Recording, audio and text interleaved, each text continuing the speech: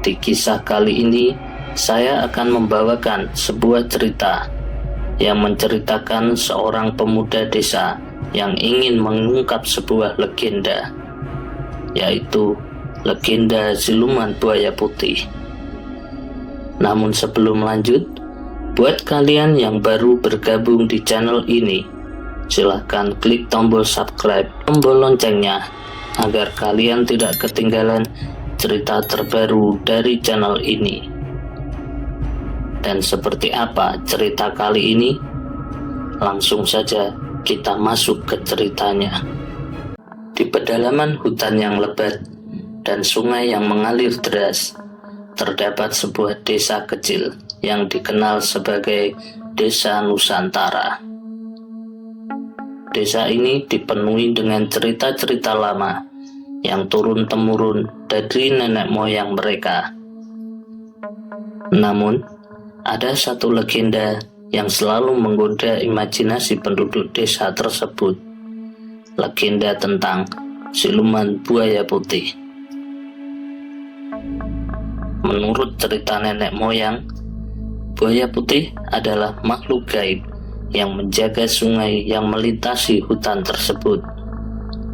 Ia dipercaya memiliki kekuatan magis yang luar biasa dan menjaga keseimbangan alam di sekitar desa. Namun, sedikit yang berani memasuki wilayah sungai tempat buaya putih tinggal. Karena dikatakan bahwa mereka yang berani mencoba mendekat akan ditelan oleh air sungai yang misterius.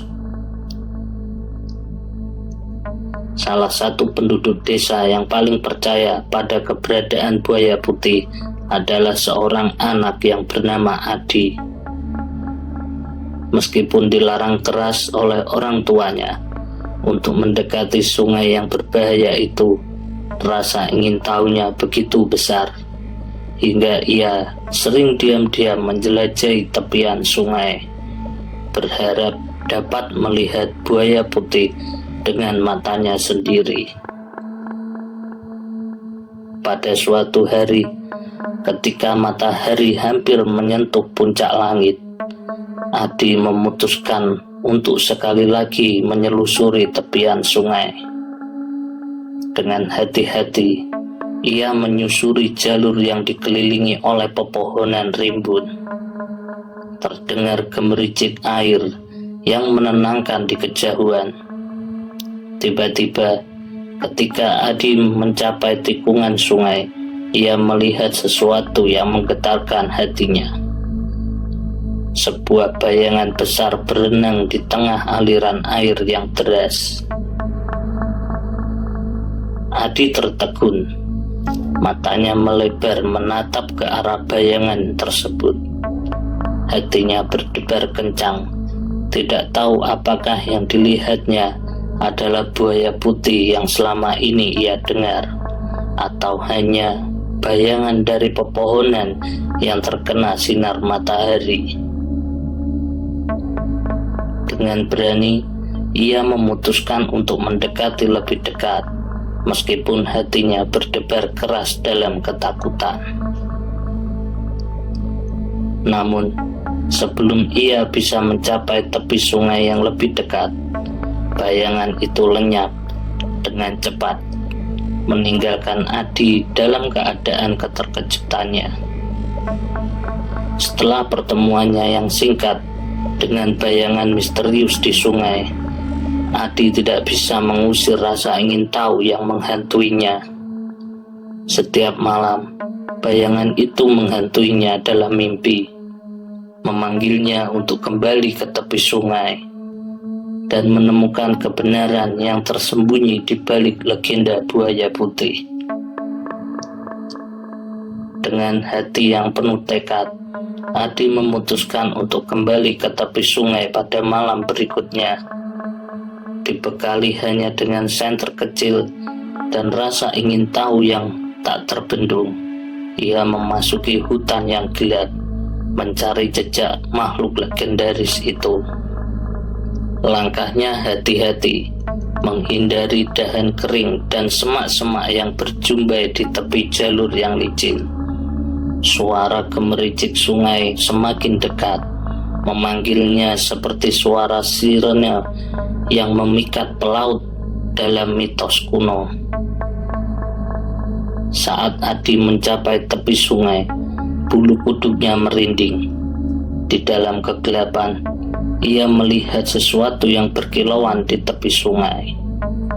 Dengan hati-hati, ia mendekati benda berkilauan itu.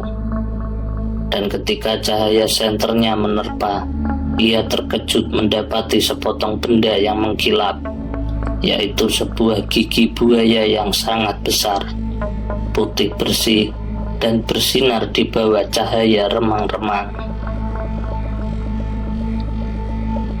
Ini adalah bukti yang tak terbantahkan dari keberadaan buaya putih. Mata Adi berbinar-binar dalam kegembiraan. Namun, kegembiraannya segera berganti dengan rasa cemas ketika ia menyadari bahwa ia bukanlah satu-satunya yang menemukan jejak ini. Saat ia menengok ke sekeliling, ia melihat bayangan yang bergerak di semak-semak di seberang sungai. Ini bukan lagi bayangan, melainkan sosok yang nyata. Seorang pria tua dengan berjubah hijau yang memudar. Mata tajam menatapnya dari balik kacamata yang berdebu. "Kau menemukan jejakku," kata pria tua itu dengan suara serak. "Tapi tahukah kau apa yang akan kau hadapi jika kau terus mengejar legenda ini?"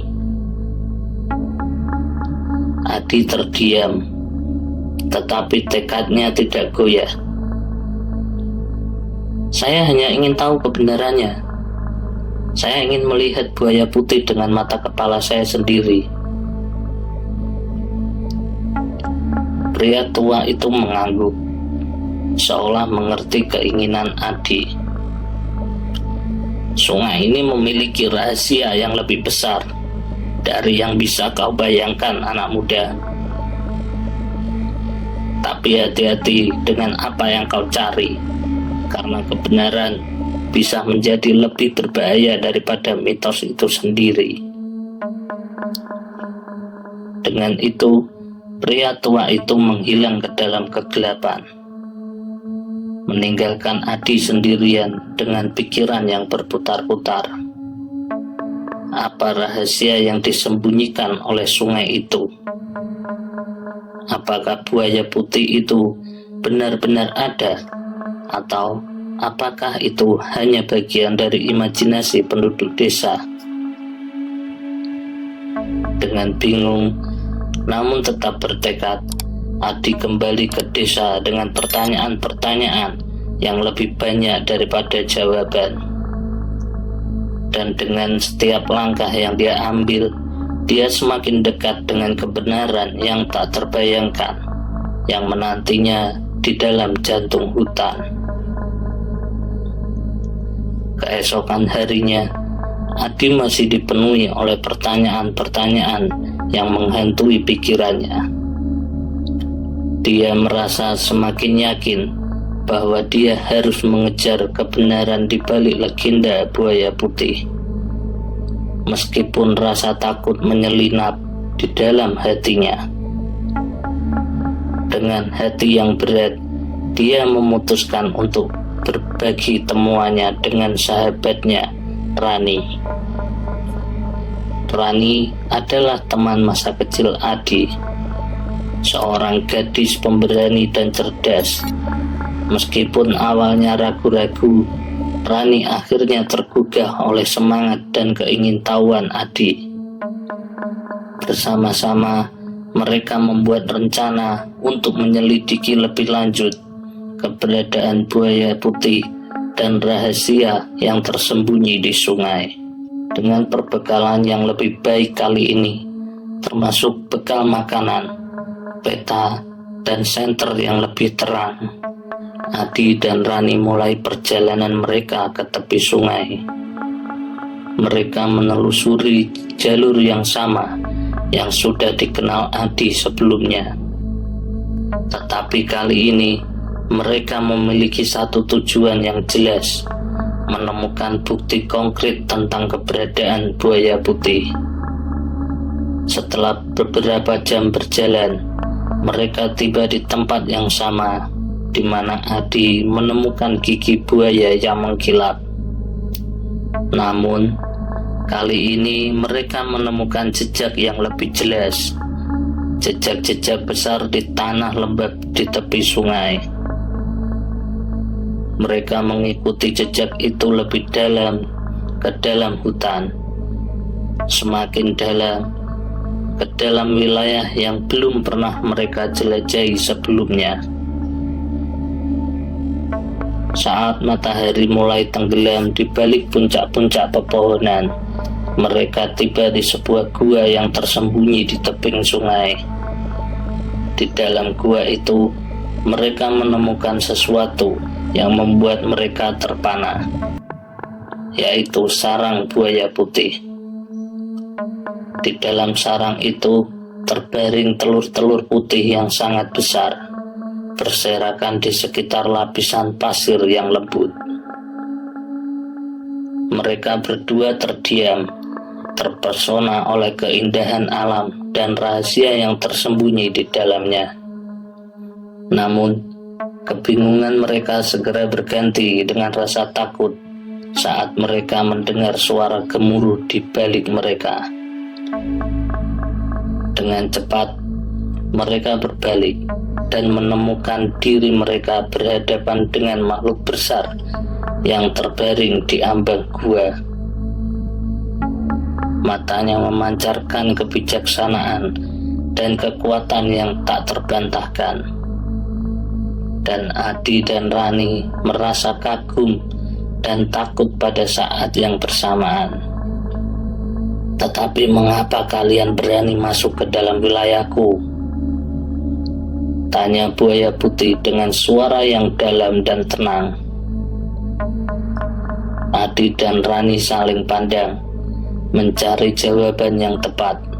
Akhirnya, dengan hati yang gemetar, Adi menjawab, "Kami mencari kebenaran. Kami ingin tahu rahasia yang tersembunyi di balik legenda Anda." Buaya putih mengangguk, seakan menghormati keberanian mereka. "Kalian telah menunjukkan keberanian dan keingintahuan yang langka. Namun, perjalanan kalian belum selesai. Ada lebih banyak yang harus kalian ketahui tentang dunia ini, tentang alam, dan tentang diri kalian sendiri." Dengan itu, buaya putih mengizinkan mereka untuk meninggalkan sarangnya dengan satu syarat. Mereka harus berjanji untuk kembali dan belajar dari kebijaksanaannya. Adi dan Rani mengangguk setuju, merasa terhormat oleh kepercayaan buaya putih tersebut. Dengan hati yang penuh semangat dan rasa hormat yang mendalam, mereka meninggalkan gua itu, membawa dengan mereka tidak hanya pengetahuan baru, tetapi juga tekad yang tak tergoyahkan untuk mengejar kebenaran. Tidak peduli seberapa berbahayanya perjalanan mereka nanti. Dan dengan langkah yang mantap, mereka melangkah menuju petualangan baru yang menunggu di depan mereka. Dalam hari-hari berikutnya, Adi terus merenungkan pertemuan misteriusnya di tepi sungai. Meskipun keingintahuannya semakin berkobar, ia juga merasa kegelisahan yang mendalam tentang apa yang mungkin menantinya di dalam hutan. Suatu hari, ketika matahari terbenam di ufuk barat, Adi bertemu dengan seorang tua yang bijaksana, Pak Darmo namanya, yang dikenal karena pengetahuannya tentang mitos dan legenda. Dengan ragu-ragu, Adi menceritakan pengalamannya di tepi sungai dan pertemuan dengan pria misterius itu. Pak Darmo mendengarkan dengan serius, matanya menyala dengan minat yang dalam. "Kau telah menemukan jejak buaya putih, anak muda," kata Pak Darmo dengan suara berat. "Tapi apa yang kau temukan di sana adalah bagian dari rahasia yang besar dari yang bisa kau bayangkan." Dengan penuh prihatin, Adi mendengarkan setiap kata yang diucapkan oleh Pak Darmo. Dia belajar bahwa buaya putih bukanlah sekedar makhluk gaib yang menjaga sungai, tetapi penjaga dari pintu gerbang menuju dunia gaib yang berada di balik alam manusia. Buaya putih adalah penjaga dari dunia yang tak terlihat, tempat roh-roh dan makhluk halus berdiam. Lanjut Pak Darmo. Dia adalah perantara antara dua dunia, dan keberadaannya adalah keseimbangan alam yang rapuh di desa ini. Adi tersentak oleh pengungkapan ini. Dia menyadari bahwa perjalanan untuk menemukan buaya putih bukan sekedar pencarian kebenaran, tetapi juga sebuah tanggung jawab besar untuk menjaga keseimbangan alam di desanya. Terima kasih buat kalian yang telah menyimak cerita ini sampai habis. Saya mohon maaf jika ada salah dalam pengucapan saya. Akhir kata, saya mohon undur diri. Sampai jumpa di cerita berikutnya.